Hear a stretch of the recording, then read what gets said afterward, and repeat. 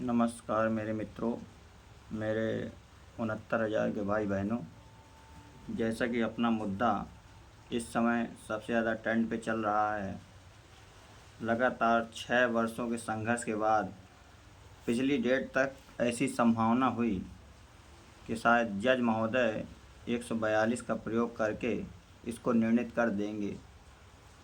कुछ दिल में खुशियाँ आईं, कुछ मन में खुशियाँ आईं कि अब लगता है विराम लग जाएगा, लेकिन ऐसा नहीं हुआ। बेंच ही बदल दी गई। अब भाटी साहब के यहाँ हमारा मुद्दा पहुँच गया है। आप सबको पता है, पिछली बार सुप्रीम कोर्ट ने कहा था कि अगर सारे लोग सहमत बना लें तो संभवतः हम इसका आराम से इस केस को फाइनल कर सकते हैं। लेकिन आपने देखा कि अभी तक इसमें बस खींचातानी चल रही है। क्यों? सबको अपना अपना उल्लू सीधा करना है। किसी को चाहिए कि सीटें मिल जाए, 6800 मिल जाएँ। किसी को चाहिए कि नहीं, सिंगल बेंच से जो 6 साल से इस केस में लड़ रहे हैं उनको याची लाभ मिल जाए। सबका अपना अपना है, लेकिन किसी का भी एक ऐसा मत नहीं है कि जो गलती सरकार ने की है उस गलती का सरकार हल दे। इससे किसी को कोई मतलब नहीं। मतलब डबल बेंच में जो याची है, सुप्रीम कोर्ट में जो याची है, जिसने बराबर लगातार हर डेटों में बराबर सहयोग किया है, वो भी बेचारा आस लगाए बैठा है। लेकिन उसके बारे में अभी तक किसी ने कुछ नहीं कहा कि हम समस्त याचियों के लिए मांग करेंगे। जब जिसको देखो तो 6800 सिंगल बेंच, 6800 सिंगल बेंच। अब सरकार ने न तो लिस्ट ओपन किया, जबकि उसने कहा कि हमने डबल बेंच के आर्डर का पालन किया और इतने संख्या में जो लड़के हैं वो हम दे रहे हैं। उसमें भी 4,946 सीटें हटा दी, ये कहकर कि ये भर्ती में शामिल नहीं हुए। निर्णय हुआ कहाँ? सीटें मिली कितनी? आप ही बताइए, सीटें मिली कितनी? और बची हुई सीटों पे सरकार बोल रही है कि हम बची हुई सीटों पे नियुक्ति दे देंगे। तो सीटें बची कहाँ? सीटें मिली किसको? 6800 जब ओबीसी एससी को दी गई तब मेरिट 65.53 आ गई थी और आज मेरिट पहुंच गई 65.92। एससी की मेरिट पहले कम हुई और एससी की मेरिट भी बढ़ गई। तो सीटें कहाँ दी सरकार ने? सरकार ने पूरा दारोमदार डाल दिया छात्रों के ऊपर, लड़कों के ऊपर। उसे पहले से ये पता है कि इनमें एक मत्ता होगी ही नहीं। उसे पहले ही पता है कि ये कभी एक हो ही नहीं सकते और हमें कुछ करना भी नहीं पड़ेगा और केस यहीं से समाप्त हो जाएगा। ऐसा सरकार ने पहले ही सोच रखा है। तभी आज तक हम एक मत नहीं हुए। अभी तक चिल्लाते थे हम 27-21 से कम नहीं, 27-21 से कम नहीं। अब अड़ गया 6800 मिले, अब अड़ गए सिंगल बेंच से याची लाभ मिले। इसके आगे कुछ है ही नहीं, सीटें है ही नहीं।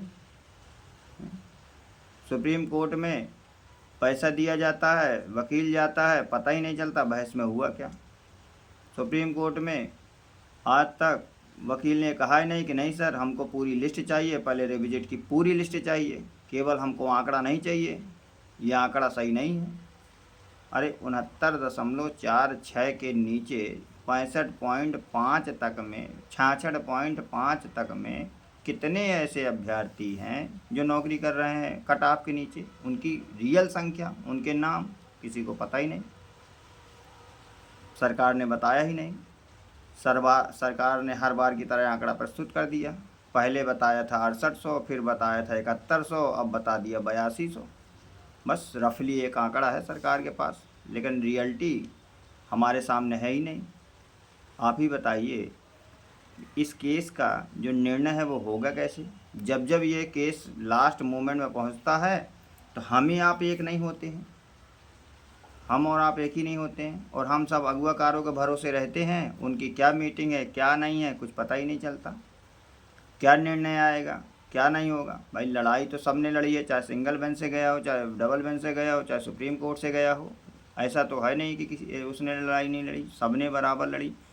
तो इसका समाधान तो सबको, न्याय तो सबको मिलना चाहिए, चाहे वो सुप्रीम कोर्ट में ही आया हो और चाहे वो डबल बेंच से आया हो, चाहे सिंगल बेंच से आया हो। कुछ ऐसा सर्वमान्य हल होना चाहिए जो सबके लिए लाभकारी हो। किसी को इस बात से आहत ना लगे कि मैं सुप्रीम कोर्ट में आया, मुझे न्याय नहीं मिला, वो डबल बेंच में आया, मुझे न्याय नहीं मिला। तो ऐसा किसी के साथ नहीं होना चाहिए और हम सबकी भी जिम्मेदारी है, हम सब भी सक्रिय है, जितने भी 69,000 के अप्लीकेंट है, ये सबका दायित्व है कि सबको सक्रिय रहना चाहिए। किसी एक के भरोसे में नहीं बैठना चाहिए कि एक के भरोसे आप बैठे रहो। कम से कम सक्रियता, भागीदारी, हर चीज़ आपका होना चाहिए।